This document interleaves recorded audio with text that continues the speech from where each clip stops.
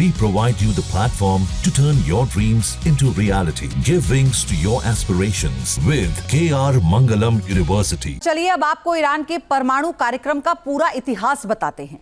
Iran की atomic यात्रा करीब 5 दशक पुरानी है। ईरान में उस वक्त पहलवी राजवंश का शासन हुआ करता था। ईरान के तत्कालीन शाह मोहम्मद पहलवी ने बिजली बनाने के लिए एटमी रिएक्टर की स्थापना का प्रस्ताव रखा था। खास बात यह है कि ईरान के परमाणु कार्यक्रम को अमेरिका से सबसे पहले मदद मिली। 1960 के दशक में अमेरिका ने ईरान को छोटा एक एटमी रिएक्टर गिफ्ट किया।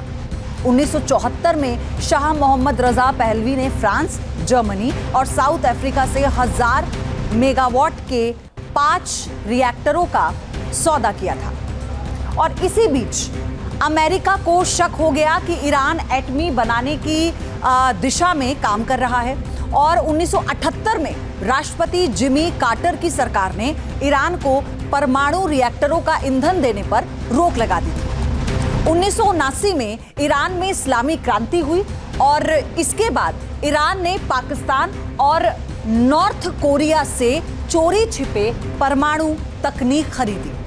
इसके अलावा पाकिस्तानी वैज्ञानिक AQ खान ने ईरान को सेंट्रीफ्यूज मुहैया कराए, जिससे यूरेनियम को मिलिट्री ग्रेड तक एनरिच किया जा सकता था। IAEA के साथ अमेरिका और यूरोप को ईरान के गुप्त परमाणु प्रोग्राम का पता भी चल गया था। आप सोचिए कि अमेरिका यूरोप को गुप्त परमाणु प्रोग्राम का पता चल गया था। इसके बाद उस पर कई तरह के प्रतिबंध लगा दिए गए थे। 12 जून 1925 को आगे बढ़ते हैं। 12 जून 1925 को अंतर्राष्ट्रीय परमाणु ऊर्जा एजेंसी यानी IAEA ने ईरान पर चोरी छिपे यूरेनियम को मिलिट्री ग्रेड तक एनरिच करने का आरोप लगाया। इसी के बाद इजराइल और अमेरिका तिलमिला उठे। इजराइल सीधे युद्ध में उतर गया, जबकि 22 जून 1925 को अमेरिकी राष्ट्रपति ट्रंप के आदेश पर अमेरिका वायुसेना ने ईरान के 3 एटॉमिक साइट्स पर हमले कर दिए। तो वॉर जोन में खबर ईरान इजराइल की सीज फायर की भी। सीज फायर तो हो गया, लेकिन सवाल खत्म नहीं हो रहे हैं।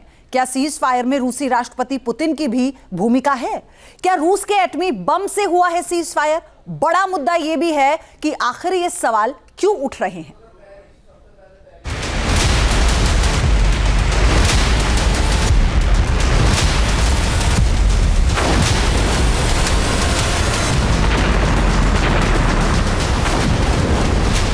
इजराइल ईरान के बीच 12 दिनों की जंग का सीज फायर के जरिए खात्मा हो गया। सुपर पावर अमेरिका की भूमिका तो दुनिया के सामने है, लेकिन सवाल रूसी राष्ट्रपति पुतिन का है। क्या पुतिन के एटम बम की वजह से हुआ सीज फायर? इजराइल ईरान के बीच सीज फायर के बाद कई सवाल हैं, जिसकी चर्चा पूरी दुनिया में हो रही है। सवाल कतर में अमेरिकी बेस पर हुए हमले से जुड़ा है।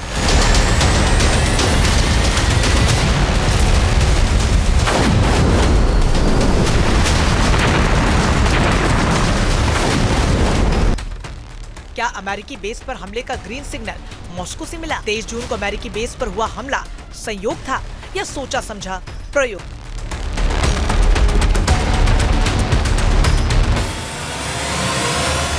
गौर करने वाली बात तो यह है कि 23 जून की दोपहर में ईरान के विदेश मंत्री अरागची की रूसी राष्ट्रपति पुतिन के साथ मॉस्को में मीटिंग हुई थी। बैठक के कुछ ही घंटों बाद ही अमेरिका पर ईरान के मिसाइल हमले शुरू हो गए। मीडिया रिपोर्ट्स के मुताबिक रूस ने ईरान के हमलों से पहले ही ये संकेत दे दिए थे कि तेहरान एक एटमी हथियार पहुंचाने का इंतजाम हो चुका है।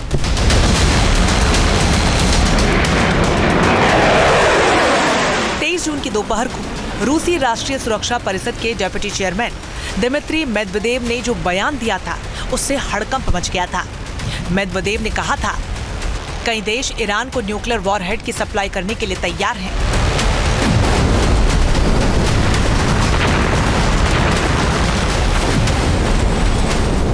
अमेरिकी राष्ट्रपति ट्रंप ने इस बयान की तीखी आलोचना की थी। मीडिया रिपोर्ट्स के मुताबिक ट्रंप ने यह भी कहा था कि मेदवेदेव के बयान को हल्के में नहीं लिया जा सकता। ट्रंप की आलोचना के जवाब में मेदवेदेव ने यह साफ किया था कि रूस परमाणु बम नहीं देगा, लेकिन दूसरे देश तैयार हैं। सवाल यह है कि दूसरे देश आखिर कौन थे?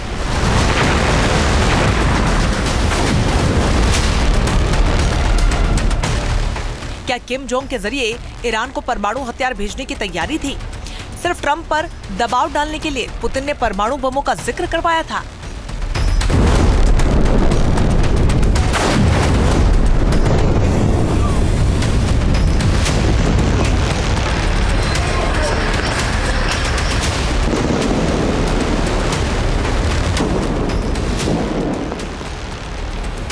या फिर पुतिन परमाणु हथियारों के जरिए आर पार की जंग का खाका खींच चुके थे? क्या जंग उस मोड़ पर पहुंच चुकी थी जहां से अमेरिका को ईरान के पूरे खेमे का सामना करना पड़ सकता था और युद्ध एटमी मोर्चे तक पहुंच सकता था? कुछ एक्सपर्ट्स का ये मानना है कि ईरान के पक्ष में दुनिया के ज्यादातर देश खड़े हो गए थे। खासतौर पर अमेरिका के पड़ोसी लैटिन अमेरिकी देश भी फोर्दो पर अमेरिकी हमले की निंदा कर रहे थे। रूस के साथ आते ही चीन भी ईरान के पक्ष में खुलकर आ गया था। संयुक्त राष्ट्र सुरक्षा परिषद की बैठक में अमेरिका घिर चुका था और शायद यही वजह है कि ट्रंप ने तुरंत सीज फायर के लिए कदम उठाया। Team news net. जहां भक्ति है हर शब्द में, कथाओं में छुपे हैं दिव्य रहस्य और ज्योतिष देता है जीवन को दिशा। धर्म से जुड़ी हर बातों को जानने के लिए हमारे चैनल स्तुति को सब्सक्राइब करें। चैनल पर जाने के लिए इस लिंक पर क्लिक करें।